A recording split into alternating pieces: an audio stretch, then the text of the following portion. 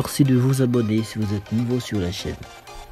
N'oubliez pas de liker et de partager la vidéo.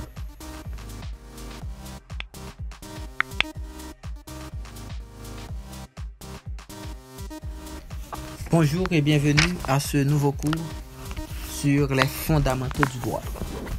Aujourd'hui, c'est la dernière séance et cette séance porte sur l'organisation judiciaire. Nous allons essayer de vous dire en quelque sorte ce que c'est que l'organisation judiciaire. Ensuite, nous allons essayer de voir comment la justice est organisée en Haïti, les institutions chargées de rendre la justice, comment ces institutions sont divisées, les degrés de juridiction, et enfin, nous allons aborder les principes de la justice haïtienne.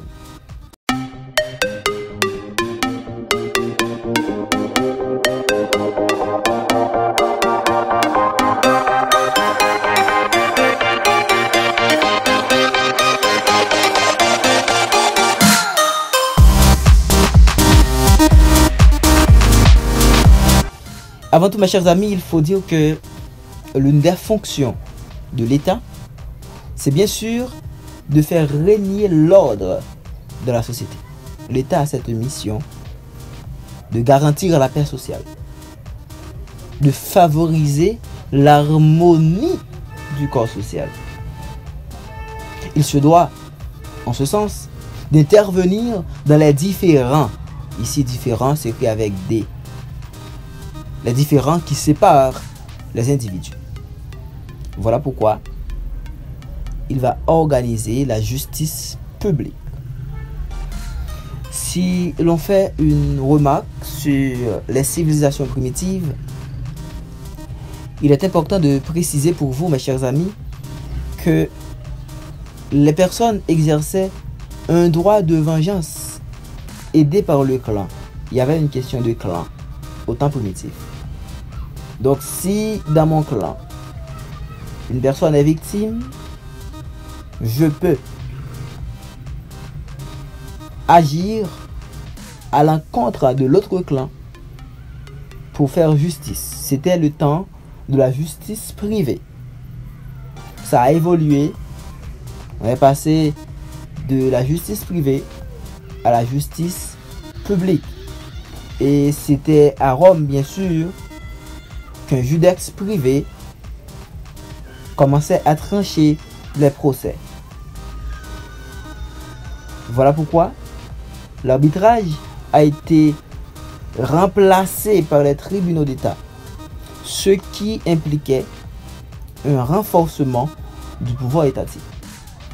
Donc c'était le déclin de la justice privée. Comme je l'ai promis, je vais vous proposer immédiatement après cette formation une formation en droit pénal à travers laquelle j'aurai à passer en revue l'ensemble des étapes de la vengeance privée ou bien du droit pénal, et on va voir comment ça a évolué. Au commencement, c'était pas comme ça se présente aujourd'hui. Maintenant, la justice est organisée. On ne peut pas se faire justice. Personne n'a ce droit. Puisque le droit a cette fonction de favoriser la justice ou de réaliser la justice, on va essayer de théoriser même sur cette question de justice et on va l'organiser de manière vraiment technique et méthodique. Maintenant, qu'en est-il de l'organisation judiciaire? Qu'est-ce que ça veut dire dans le concret? Quand on dit l'organisation judiciaire, ça fait référence à la façon dont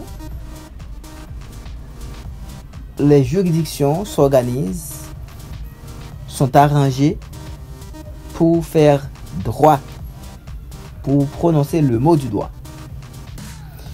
Autrement dit, l'organisation judiciaire, ça désigne les autorités qui sont chargées de rendre la justice. C'est-à-dire l'ensemble des cours et tribunaux qui assurent l'observation du droit.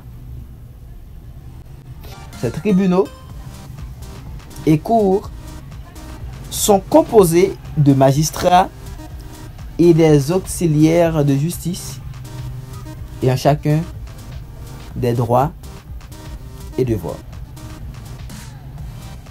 Donc ça, c'est la première chose à comprendre. N'oubliez pas que il y a ce qu'on appelle le pouvoir législatif, le pouvoir exécutif et le pouvoir judiciaire. Le pouvoir législatif, c'est le pouvoir qui va légiférer, qui va faire les lois, qui va élaborer des lois en rapport avec la nature des choses, sans oublier les propos de Montesquieu. Et deuxièmement, il y a le pouvoir judiciaire qui va essayer de trancher, de statuer sur les différends qui divisent les citoyens, c'est-à-dire de rendre justice. Et il y a le pouvoir exécutif qui va essayer de faire appliquer les lois. Maintenant, notre sujet d'aujourd'hui va s'accentuer surtout sur le pouvoir judiciaire.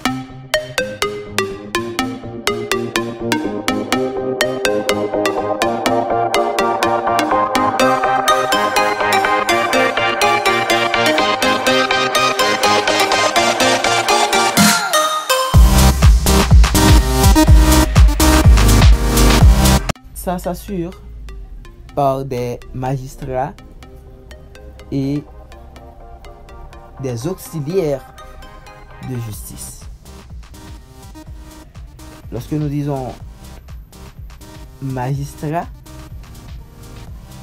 il y a des magistrats assis et des magistrats debout. Magistrats assis, ce sont surtout les juges qui vont présider les audiences, les juges de paix par exemple. Mais les magistrats debout, ce sont les commissaires du gouvernement, ou bien le ministère public, dans ses fonctions comme représentant De l'exécutif dans le judiciaire, on l'appelle commissaire du gouvernement. Comme le nom l'indique, il va commissionner pour le gouvernement. Maintenant, en ce qui concerne sa fonction au prétoire, quand il est au tribunal, il va surtout avoir le nom de ministère public. Là maintenant, il est un magistrat debout. Quand il parle, il ne doit pas être assis. Les commissaires du gouvernement a présenté réquisitoire, les papchita, la campé. Parce que je les lis magistrat debout. Ça de clair dans la tête tout le monde. Maintenant, mes chers amis, nous disons que en Haïti, et la justice est rendue par les tribunaux et cours. Essayons de voir maintenant les juridictions qui existent. Il y a premièrement les juridictions de droit commun. Juridictions de droit commun. Et à l'instar du système judiciaire français, le principe du double degré de juridiction est repris en Haïti. En ce sens, il faut bien comprendre ça. Quand je parle de double degré de juridiction, on va expliquer. En ce sens, il existe en Haïti 2 degrés de juridiction. il y a des tribunaux qui rendent des jugements obligatoirement saisis en première instance, mais ces tribunaux forment les juridictions du premier degré. Il y a les cours d'appel surtout, par exemple, qui rendent de leur côté les arrêts après avoir procédé à un nouvel examen du litige. Eh bien, ces cours font ce travail au second degré. C'est-à-dire, un litige ne peut pas être porté par devant la cour d'appel pour la première fois. Nous pas qu'à gagner un problème, quelle que soit la nature du problème. Pour intenter une action par devant la juridiction d'appel.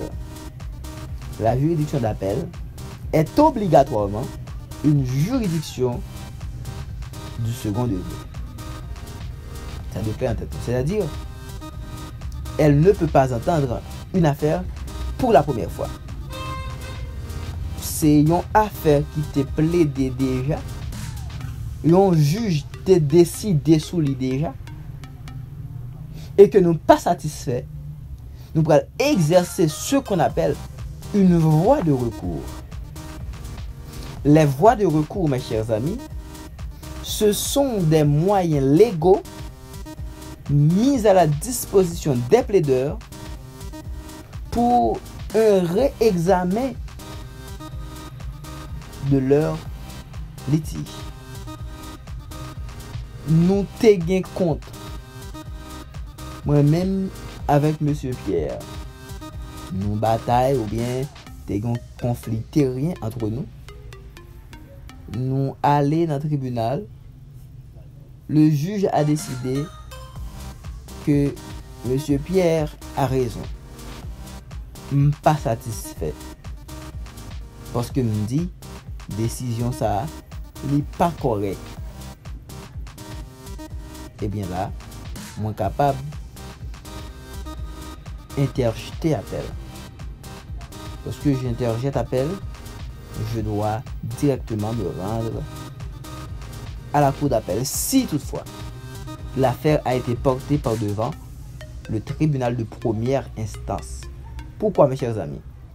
Parce que les maps interjetés appel, moi dois monter dans la juridiction qui est immédiatement supérieure. Là. Si l'affaire a été portée par devant le tribunal de paix, au départ, je ne peux pas interjeter appel par devant la cour d'appel. Je dois, mes chers amis, interjeter appel par devant le tribunal de première instance. Ce qui fait que le tribunal de première instance, il a deux chapeaux. Il a un chapeau de premier degré de juridiction et le chapeau de second degré de juridiction. Parce que si l'affaire est portée pour la première fois par devant le tribunal de paix, la juridiction immédiatement supérieure, c'est le tribunal de première instance. En ce sens, quand on va interjeter appel, on doit porter l'affaire par devant le tribunal de première instance. Je pense que c'est clair.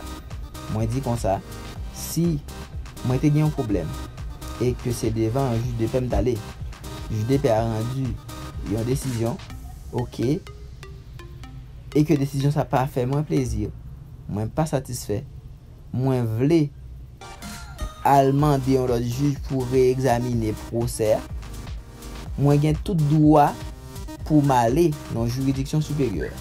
Et bien la juridiction immédiatement supérieure par rapport au tribunal de paix, c'est le tribunal de première instance. Voilà pourquoi m'a interjeté appel par devant le juge du tribunal de première instance. Mais si l'affaire a été portée par devant le tribunal de première instance, immédiatement on a entré en cour d'appel pour interjeter appel. C'est clair selon moi-même. Et voyons, mes chers amis, les juridictions du premier degré. On distingue traditionnellement les juridictions civiles qui gèrent toutes les affaires n'impliquant pas de sanctions pénales et qui interviennent pour juger les affaires civiles. C'est-à-dire, on peut préciser les droits individuels, trancher les litiges familiaux, fixer le montant des réparations, etc. Les juridictions du premier degré comprennent aussi les juridictions pénales qui jugent les individus ayant commis des infractions pénales et qui sanctionnent les atteintes à l'ordre public. Donc tout le monde qui commet une infraction n'a jugé par devant les juridictions du premier degré. En ouè, juridiction civile. Deux sortes de tribunaux seront évoqués quand on parle de juridiction civile. Les tribunaux de paix et les tribunaux de première instance. Et nous parlons, mes chers amis, ensemble de tribunaux de paix que le pays a gagné. On va voir ça tout à l'heure.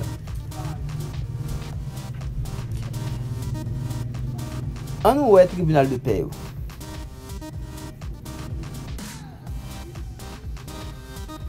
L'article 81 du décret présidentiel du 22 août 1995 modifiant la loi du 18 septembre 1985 relative à l'organisation judiciaire haïtienne indique qu'il y a au moins un tribunal de paix dans chacune des communes de la République.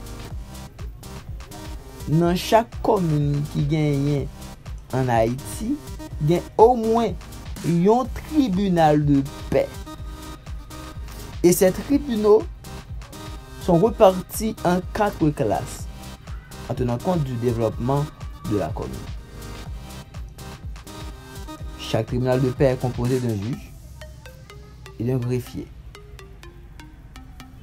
Cependant, dans les tribunaux de paix de première et de deuxième classe, un ou plusieurs juges suppléants et un ou plusieurs greffiers peuvent être nommés selon les besoins du service. Ça, c'est selon l'article 82 du décret que nous avons évoqué tout à l'heure. Les parties pourront toujours se présenter volontairement devant le juge de paix, auquel cas il jugera leurs différends, soit en dernier ressort, si les lois ou les parties l'y autorisent, soit à charge d'appel. Encore qu'il soit le juge naturel des parties, ni à raison du domicile du défendeur, ni à raison de la situation de l'objet litigieux. Donc, il y a un juge de paix capable de statuer en dernier ressort. Le statuer en dernier ressort, donc, au pas gagner une possibilité pour exercer une voie de recours, pour faire réexaminer procès ça. Cependant, le juge ne peut pas statuer en dernier ressort de manière arbitraire. Il faut que la loi l'autorise à le faire. Ou bien, il faut que les parties, avec leur consentement libre et éclairé, l'y autorisent. Voilà pourquoi, mes chers amis, il est important de comprendre que le juge de paix, oui, il est capable de statuer soit en dernier ressort ou bien à charge d'appel. Mais ça arrive tout le statuer. Par exemple, s'il rend une décision par défaut, l'aime dit une décision rendue par défaut, moi t'ai gagné pour m'aller dans le tribunal là parce que yo t'ai invité pour une affaire, pour une raison ou pour l'autre, m'pas venir. Je lui ai dit, pas de problème, comme monsieur pas présent, m'a prendre une décision d'aide. Ça relève une décision rendue par défaut en matière civile. Eh bien, moi-même qui partais là, et que y aura une décision contre moi, moi qu'à former opposition. C'est encore une voie de recours, mais je ne peux pas aller dans une juridiction supérieure, je vais tourner devant la même juridiction pour me dire non, décision ça me dérange, non. Les porter un préjudice et me parler là. Donc, on aurait tant à faire. On nous tant de me connaître là, parce que me battre là. La déclaration des parties qui demandent jugement sera signée par elles ou mention sera faite si elles ne savent pas ou ne peuvent signer. C'est clair? En matière purement personnelle et mobilière, lorsque la valeur n'excédera pas une somme ou valeur de 30 gouttes, s'il n'y a point de titre, le demandeur se présentera en personne devant le juge de paix pour expliquer l'objet de la demande. S'il y a titre, le demandeur pourra se faire représenter par un fondé de pouvoir ou par un avocat. Donc, ça c'est le code de procédure civile. Et en matière civile ou commerciale, les tribunaux de paix connaissent en dernier ressort de toute action personnelle ou immobilière jusqu'à la valeur de 5000 gouttes et à charge d'appel, toutes celles ne dépassant pas 25 000 gouttes. Donc, tribunal de paix,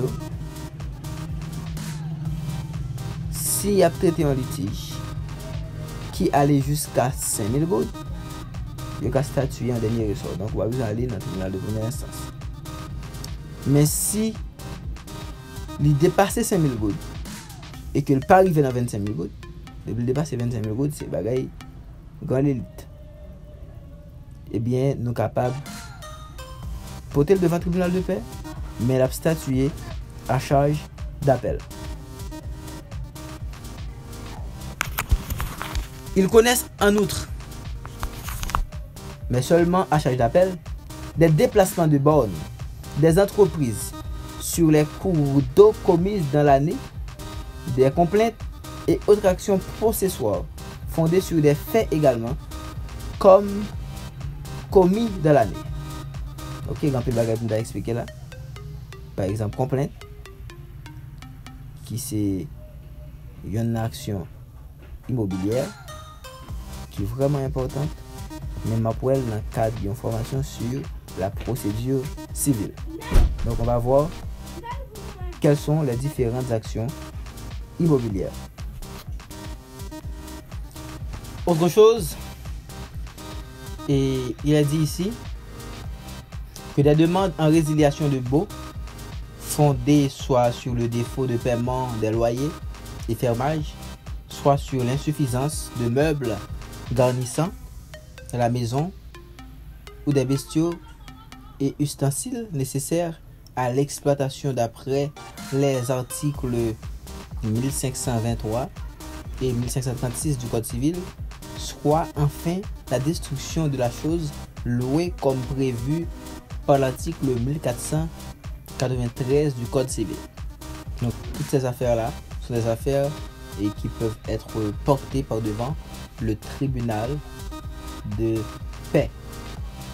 Mais ceci à charge d'appel, c'est-à-dire le tribunal de paix ou bien le juge de paix peut toujours statuer, peut toujours décider, mais elle va laisser une fenêtre ouverte, c'est-à-dire la possibilité pour que l'affaire soit réexaminée.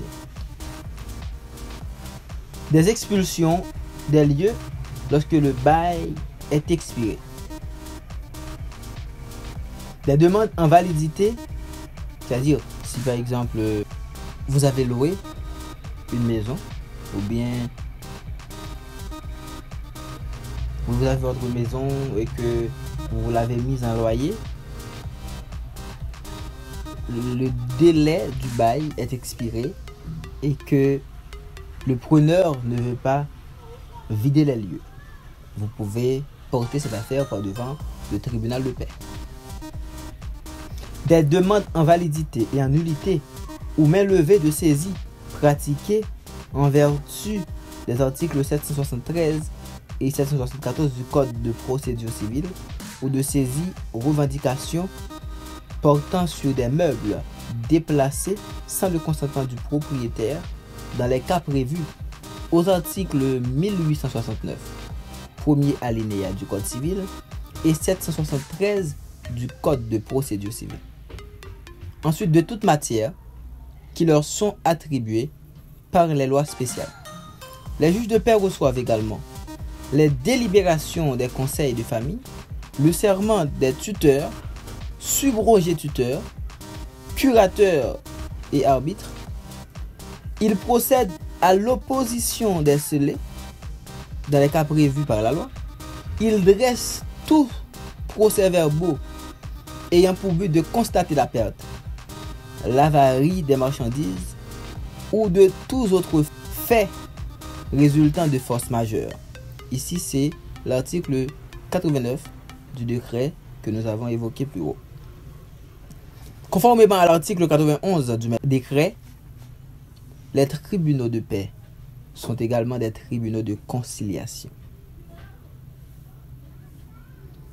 Comme juges conciliateurs, les juges de paix doivent s'efforcer d'arriver à l'accommodement des parties qui se présentent devant eux.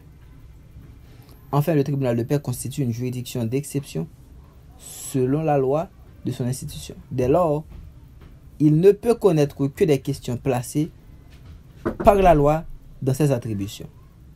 Donc, mes chers amis, le juge de paix, avant tout, c'est un juge de conciliation. Il a le devoir, avant tout, de procéder à l'amiable composition avant même d'intervenir de manière judiciaire. Merci de vous abonner si vous êtes nouveau sur la chaîne. N'oubliez pas de liker et de partager la vidéo.